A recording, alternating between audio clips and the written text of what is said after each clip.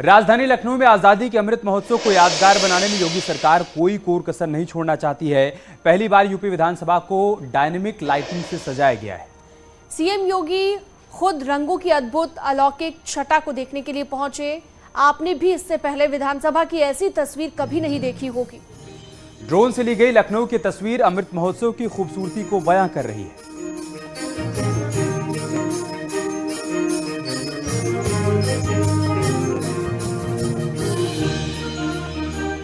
विधानसभा भवन की तस्वीरें आप देख पा रहे हैं, कैसे रंग बिरंगी रोशनी से नहाया हुआ है विधानसभा भवन। अमृत महोत्सव के तहत तिरंगे की लाइटिंग की गई है। खास बात यह कि खुद मुख्यमंत्री योगी आदित्यनाथ इस मौके पर मौजूद थे। पहली बार ऐसा हुआ है कि डायनेमिक लाइटिंग की गई है विधानसभा भवन पर। आज़ादी के 75 साल पूरे हो रहे हैं, ऐसे में पूरे देश में अमृत महोत्सव के तहत तिरंगा यात्रा भी निकाली जा रही है और इसी कड़ी में तमाम ऐतिहासिक इमारतों को तिरंगे की रोशनी से रंगा जा रहा है।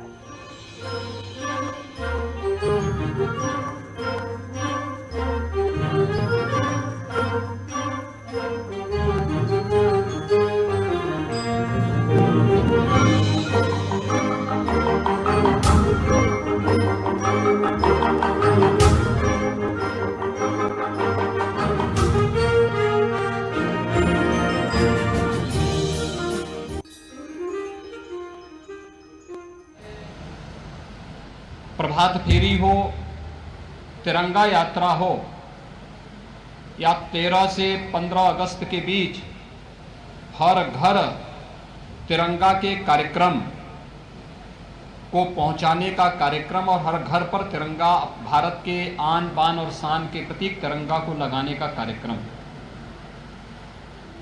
ये केवल एक सरकारी आयोजन नहीं, बल्कि आम जन की सहभागिता से राष्ट्र उत्सव का एक कार्यक्रम बने। याद रखना कि अतीत को विस्मृत करके कोई भी अपना भविष्य नहीं बना सकता।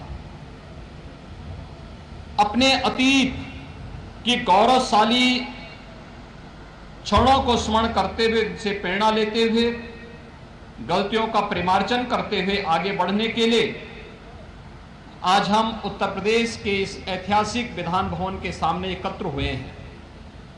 यह विधान भवन उत्तर प्रदेश की विधायिका का स्तंभ है।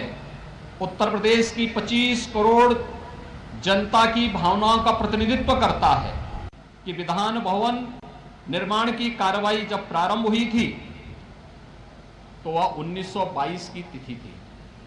आज हम 2022 में यहां एकत्र हैं। इसी विधान भवन में विधान परिषद का पहले गठन होता है, फिर जहां विधानसभा वर्तमान में संचालित हो रही है वह पहले विधान परिषद के रूप में, फिर 1937 में विधानसभा वहां पर संचालित विधिवत प्रारंभ हुई। तो देख सकते हैं आप, विधानसभा की ऐसी तस्वीर अब से पहले आपने नहीं देखी होगी। जो अद्भुत अलौकिक छटा यहाँ पर रंगों की देखने को मिल रही है। मुख्यमंत्री योगी आदित्यनाथ भी खुद यहाँ पर मौजूद रहे। अमृत महोत्सव का ये अनोखा रंग आप देख रहे हैं। न्यूज़ 18 पर ड्रोन से इस तस्वीर को लिया गया है और डायनेमिक लाइटनिंग पहली बार की गई है।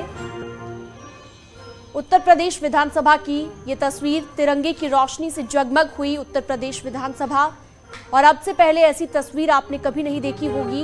देश क्योंकि आजादी का अमृत महोत्सव मना रहा है, ऐसे में जो ऐतिहासिक इमारतें हैं उन्हें इस तरह की लाइटनिंग से सजाया गया है। लेकिन ये अद्भुत तस्वीर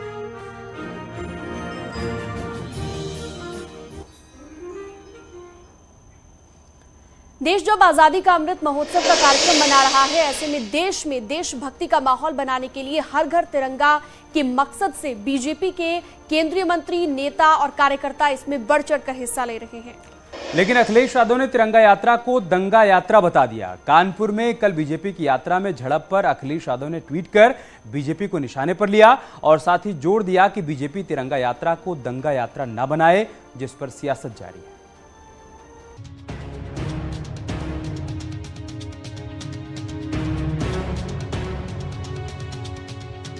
दरअसल समाजवादी पार्टी के अध्यक्ष अखिलेश यादव ने ट्वीट के जरिए सवाल उठाया तो सियासत तेज हो चली। अखिलेश यादव ने अपने ट्वीट में लिखा, भाजपाइयों से अनुरोध है कि तिरंगा यात्रा को दंगा यात्रा न बनाएं। अखिलेश यादव के इसी ट्वीट पर अब बीजेपी आक्रामक है। दुर्भाग्य है आपकी तो अखिलेश जी, सोच ही ऐसी है, आपके आंखों में चश्मा ही दंगे वाला चढ़ा है, क्योंकि आपने अपनी सरकार के कालखंड में हेलीकॉप्टर से आतंकवादियों को लाना, आतंकवादियों को सपोर्ट करने की एक संदेश देना, उपद्रवियों को संदेश देना कि आप उनके साथ हैं, दंगाइयों के साथ आप खड़े रहने वाले लोग जो सोच ही केवल ऐसी प्रदर्शित करते हैं कि जिसके कारण से दंगाइयों को भी बल मिले, उपद्रवियों को बल मिले, आतंकवादियों को बल मिले। मुझे लगता है कि आपने तिरंगे का भी अपमान किया है, आपने देश का भी अपमान किया। दंगा यात्रा बोल रहे हैं तो ये दुर्भाग्यपूर्ण है। वो स्वयं मुख्यमंत्री रहे हैं, उनको फर्क पूरा पता है दंगा क्या होता है, क्योंकि उनके जमाने में दंगे उत्तर प्रदेश में सबसे ज्यादा हुए हैं। और साथ ही साथ ये एक नोक झोंक को आप दंगा कह दो तो कहीं ना कहीं आपकी मानसिकता है एक अपमान करने की तिरंगा की। ये सवाल इसलिए भी उठ रहे हैं क्योंकि बीती 5 अगस्त को अखिलेश यादव ने कहा था कि बीजेपी तिरंगा यात्रा के नाम पर दंगा फैला सकती है। सावधान करना चाहता हूँ, ये भारतीय जनता पार्टी तिरंगा के साथ दंगा भी फैला सकती है। ये तिरंगा यात्रा के साथ साथ समाज में कहीं ऐसी घटना भी करा सकती है जिसमें समाज में दूरियां बन जाएं। आपको याद होगा कासगंज में भारतीय जनता पार्टी के लोग ही तिरंगा यात्रा के नाम पर वहां पर किस तरीके से हिंदू मुसलमान का दंगा कराया था। फिलहाल समाजवादी पार्टी हो या फिर बीजेपी, दोनों ही पार्टियां तिरंगा यात्रा निकाल रही हैं और दोनों ही तिरंगा को लेकर जारी सियासत में उलझी हैं। दूसरे शब्दों में कहें तो राजनीति के रणबांकुरों ने देश की आन बान और शान को सियासत का आधार बना दिया है। Bureau report, news 18। और इस बीच कांग्रेस नेता प्रमोद तिवारी ने आपत्तिजनक बयान दिया है। विपक्षी एकता और बीजेपी सरकार को लेकर कांग्रेस सांसद प्रमोद तिवारी ने क्या कहा है वो भी हम आपको दिखाएंगे। उन्होंने कहा है कि अगर देश के टुकड़े टुकड़े बिकने से बचाना है तो सबको साथ आना होगा, क्योंकि देश की 68% जनता मोदी के साथ नहीं है। अगर भारत माता को टुकड़े टुकड़े में बिकने से बचाना है, महंगाई पर लगाम लगाना है,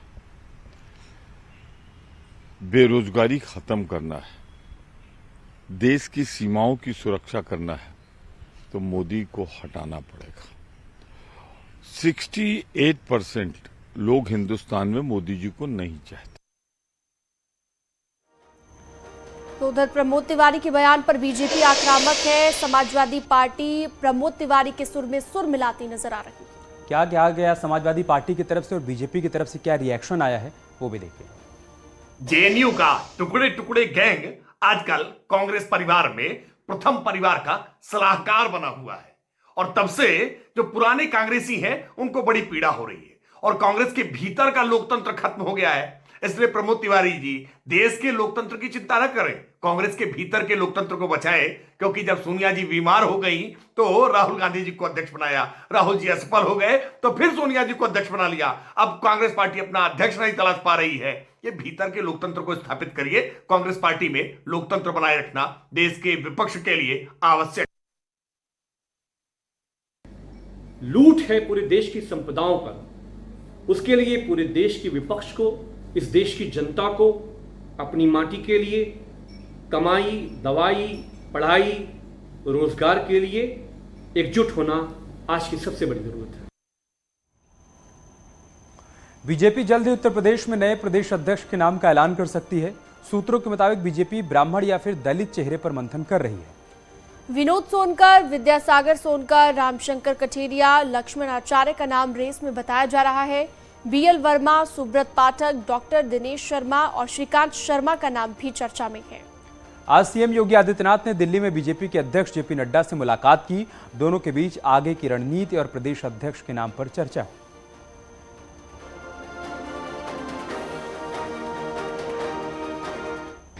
उत्तर प्रदेश के मुख्यमंत्री योगी आदित्यनाथ दिल्ली दौरे पर थे।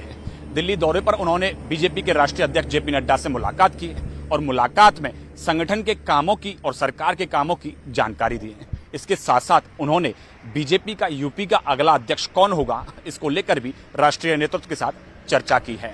अगर बात करें यूपी के संगठन की, तो कल ही कई सारे बड़े फेरबदल सामने आए थे, जहां एक तरफ प्रदेश संगठन महामंत्री सुनील बंसल को बड़ी जिम्मेदारी देकर केंद्र में राष्ट्रीय महामंत्री बना दिया गया, तो उसके साथ साथ झारखंड के प्रदेश संगठन मंत्री धर्मपाल को उत्तर प्रदेश की जिम्मेदारी सौंप दी है। अब इसके साथ साथ अगला यूपी का अध्यक्ष कौन होगा, उसको लेकर उत्तर प्रदेश के मुख्यमंत्री योगी आदित्यनाथ लगातार केंद्रीय नेतृत्व से मुलाकात कर रहे हैं।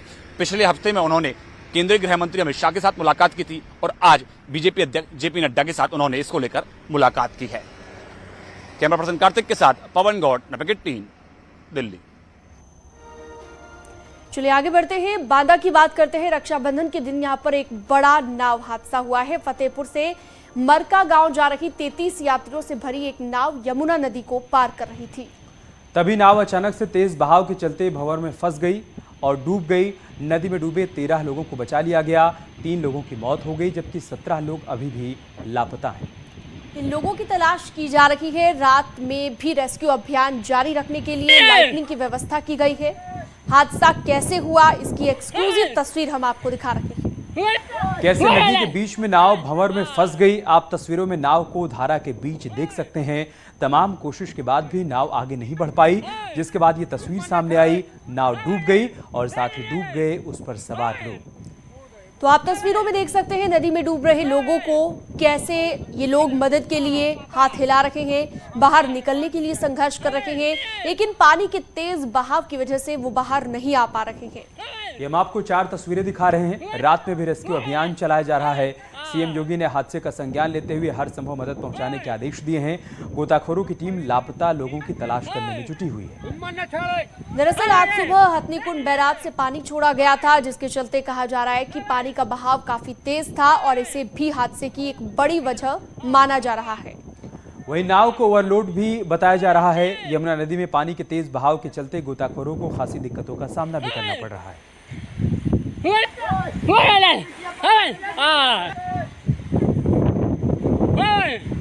मैं आपको दिखा सकता हूँ, रात का वक्त हो चुका है। यहाँ पर देख सकते हैं आप कि जिला प्रशासन ने रात के वक्त भी यहाँ रेस्क्यू करने के लिए जो है लाइटिंग की व्यवस्था की है। हालांकि नदी में जो है, अगर कहा जाए नदी के जल स्तर अधिक होने की वजह से नदी में रेस्क्यू करने में भारी दिक्कत हो रही है, लेकिन अगर बात की जाए तो प्रशासन ने लगभग 3 से 4 जो है बोटें लगाई हुई हैं। लगभग 8 से 10 जो है गोताखोर यहाँ पर लगातार जो है नदी में जो लोग डूबे थे उनसे 17 लोगों की तलाश कर रही है। फिलहाल अब तक जो अगर कहा जा रहा है, जो प्रशासन का दावा है, पुलिस का दावा है कि 4 लोगों के यहाँ से शव बरामद हो चुके हैं और 13 लोगों को यहाँ से सही सलामत जो है रेस्क्यू कर लिया गया है। अब सवाल ये उठता है कि आखिरकार रात में रेस्क्यू कैसे होगा, तो उसके लिए आपको बता दें कि यहाँ पर SDRF की टीम इलाहाबाद से आ रही है और कुछ ही देर बाद यहाँ पर पहुँचने वाली है। यहाँ पर लेडीज जा रही थी, बीच में हवा तेज होने के कारण लहरें उठ रही थी, उसमें नाव डिसबैलेंस हुई है और नाव में पानी दोनों तरफ से भरा और नाव डूब गई है। अभी तक जो हम लोगों ने प्रयास करके 13 लोगों को रिकवर किया, सुरक्षित है। 17 लोग मिसिंग बताए जा रहे हैं और 3 कैजुअल्टी है, जिसमें 2 लेडीज हैं और 1 बच्चा है। ये संख्या घट बढ़ सकती है क्योंकि कोई एग्जैक्ट नहीं बता पा रहा है कितने लोग नाव में सवार थे। कौन लोग थे, लोग कहाँ के रहने वाले थे, कुछ जानकारी मिली? जो मृतक की कोई सूचना नहीं है। अच्छा, केवल जितने थे वो बोले हमारी नाव है, हम भी डूब जाएंगे, तुम किनारे में लो। मैं ये भी बोला कि जितना की नाव का खर्च होगा मैं दूंगा, आदमी मैं बचाऊंगा तुमको। उसमें कितने लोग थे? इसमें कम से कम 40, जो घटना हुई 40 आदमी थे, कम से कम 15 आदमी वापस आ गए, 25 मर गए। घटना इस हुई कि नाव जो है ना पल्ला टूटने के बाद नाव डूब गई। कितने आदमी खत्म हो गए? 8 लेडियां रही, 4 लड़के रहे हैं, 8 आदमी बचे हैं, बाकी सब जरूरत हो चुकी। नाव में कितने व्यक्ति थे?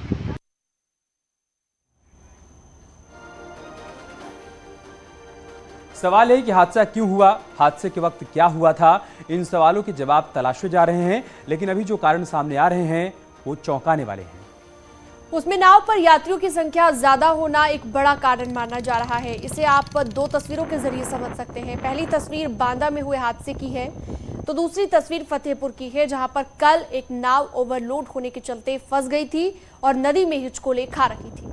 गनीमत रही कि नाव किसी तरीके से घाट तक पहुंच गई। फतेहपुर की जो आप तस्वीर देख पा रहे हैं, वहां पर लोगों की जान बच गई। हिचकोले खाते हुए आखिरकार ये नाव किनारे तक पहुंच गई, लेकिन कैसे हादसे को दावत दिया जा रहा था वो आप इस तस्वीर में देख सकते हैं। और बांदा में जो दर्दनाक हादसा हुआ उसकी कहानी आप सबके सामने है। अभी भी रेस्क्यू ऑपरेशन यहां पर चलाया जा रहा है। 17 लोग मिसिंग हैं, उनकी तलाश की जा रही है।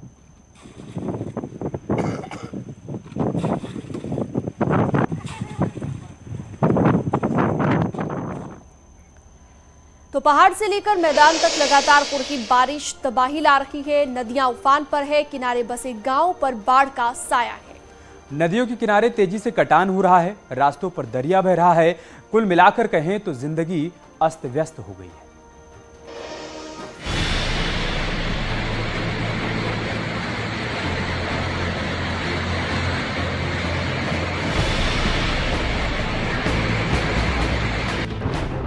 हर तस्वीर डर की, दहशत की, जिंदगी की जद्दोजहद की।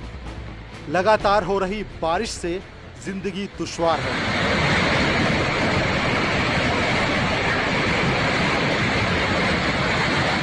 हवा का शोर और नदी का विस्तार डर पैदा करता है और इस सब के बीच नदी के बीचों बीच धारा पर हिचकोले खाते नाव में बैठे लोगों का क्या हाल होगा समझा जा सकता है। नदी की धारा के साथ आगे बढ़ती नाव कई बार डूबते डूबते बची। नाव पर 20 से ज्यादा लोग सवार थे।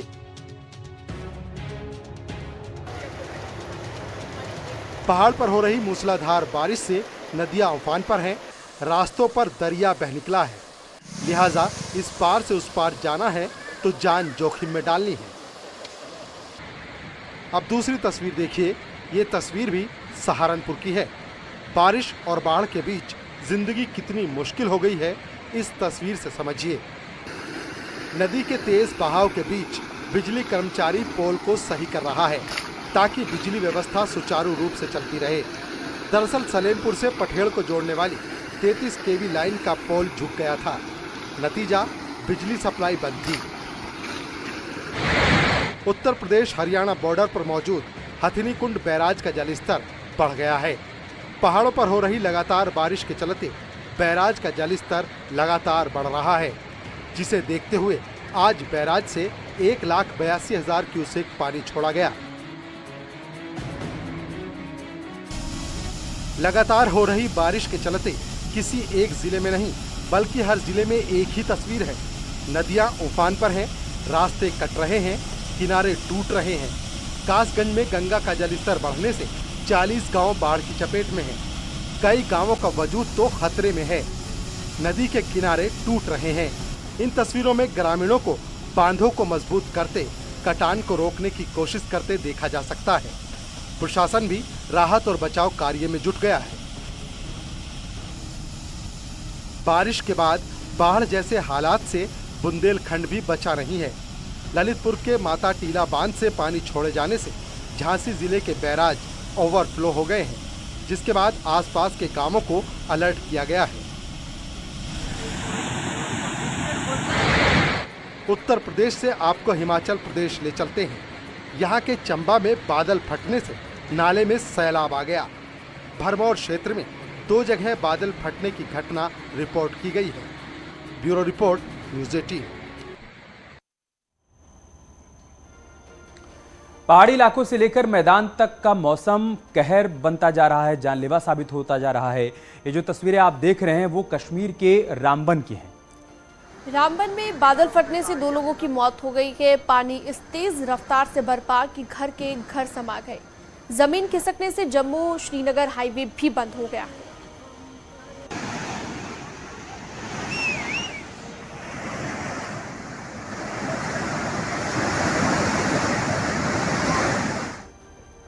और यहाँ रुकेंगे एक छोटे से ब्रेक के लिए। जल्द लौटेंगे कुछ और खबरों के साथ।